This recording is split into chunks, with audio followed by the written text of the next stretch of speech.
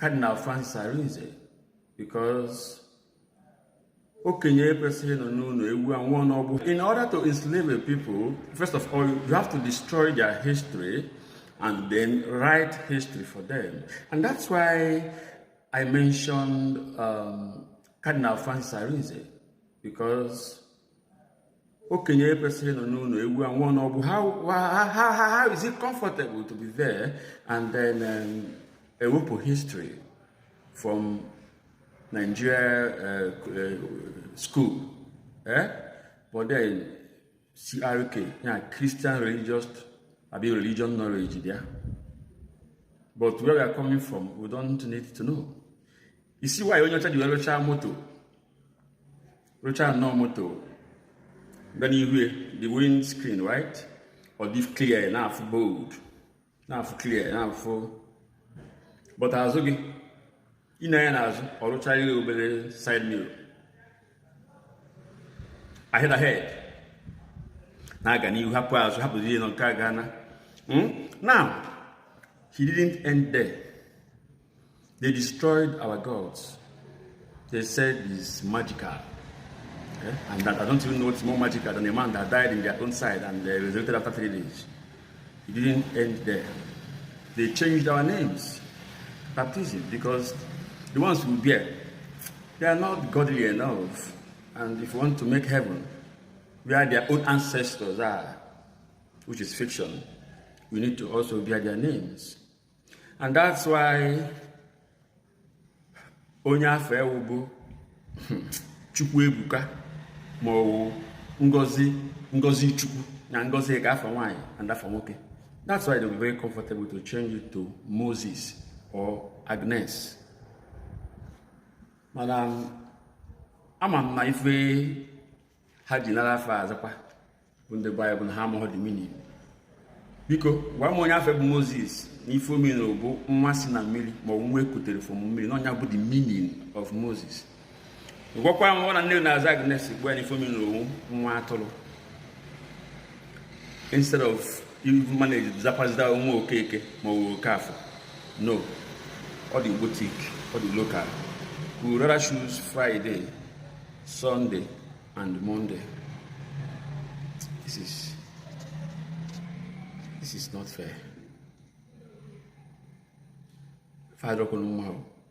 Then, only Igbo, what are Igbo, Suli Igbo, on our punishment, also vernacular, but also English, soil of Queen's English, Akoliaka.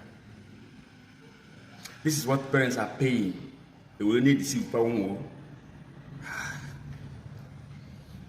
It didn't end there.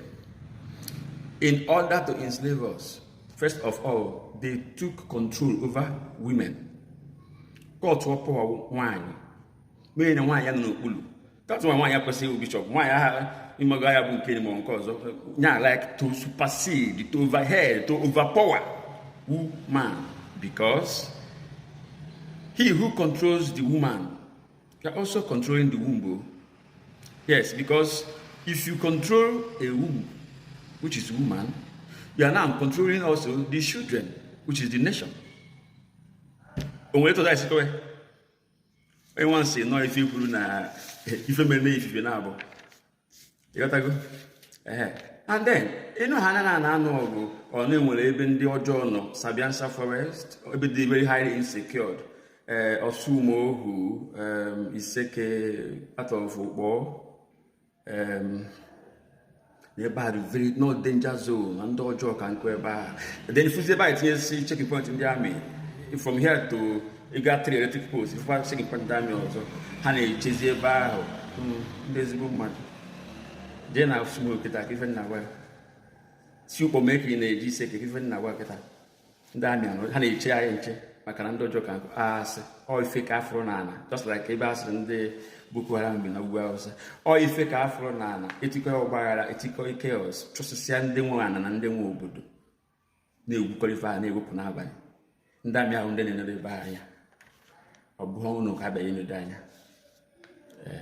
though, Ozia in with when I say fine now, the bone no take where by. Open was Ulubo, onye na-ekwu etu anyị si ekwu na-akpọ ududo okwu n'ọnụ ya. Ndị Igbo anyị na-adị eje bebe onye ahụ nọwala ojoko bịa zọ na be nwaanyị gbara ahụ some most times sef nwoke na nwunye akpa ya eje side bụ onye ahụ and ebe from nye ojoko ma ọ ya atọ m nnukwu ụtọ na bifo hapụ ụwa na mma azọ ya ofu na-abịa zọ ya ofu na Enugu zọ ya ofu na n'Imo na Ebonyi frankwugo okwu okenye and they kwuru nye wite obi m niile. Now ịchọpazi ịmakwa that same control faji wee kekpa ya ahụ mbụ religion. Nke a kwuru ụnyaahụ one man one wife. Ọ maka na ha makwa na one man one wife na-eme na esemokwu ya ada ọ ya eme na nwaanyị ahụ ya na-eme nwoke ahụ gaa. And that is when the time abazi nwoke bụ nọ ọdịze ka nwoke ahụ bụ isi yes nọ nwaanyị bụ dị olu onwe ife ya wagwa enwe mme mbụ nwaanyị mege ọsọ ya dọrọ ka aja ụka onye hapụrụ ya ụmụazị ha jee ụka ọjụ abalị ọwụọ ya nke enyi mana ọ bụrụ mgbe nwoke na nwaanyị nọ mgbe nwoke bụ nna anyị ihe afụdụ ndị nne anyị afụ ndị gboo dị obi na-adị na-eke isi owu na-adị edozi ụmụ ha tee uli na-eme ka ha dị sharp ka ha wee rido ka ha dị appeasing ka ha dị attractive to nna anyị because there will be 4 or 6 wives. But today, what am do 30 years? If you look older than 50, or you look PDP, then Omaro go that Pogana. Badam. Why not the guy 9? You know, when you feel my heart, don't mind. Or you do also, and I'm going to that go. But you can go, religion, they will now kiss you for them. Well, to the people it will work for. Let me tell you something. Mgbe ahụ ofu nwoke na nwaanyị nọ ife a na-eme udo onye na-eme ife mere kọmputa ma n'ime isi nri ude nnaghị ya like nke akwụrụ aka si. And then whereby there is no competition, what do you expect? Your grave are little closer. That's the bitter truth. I'm sorry to say that. Bye. Ife na-ewute m na most of the things I'm saying that we all know that. Man, I'm gonna let's just keep going. But what is happening will keep happening. Especially if Basalo, one man, one wife, and working with one for working with options. If now can you don't know as the wife, you cannot bend anyhow because now if any. Or put second wife, secondly, now you put third. I am okay, and that will make work a happy your side, you see. We'll put you on. If I no matter how funny it will sound to many of you, I know this. You know this, we all know this. So there are things I know, and so there are so many things I don't know. For this very one I'm saying, I know. Igbo, turn on the device. I can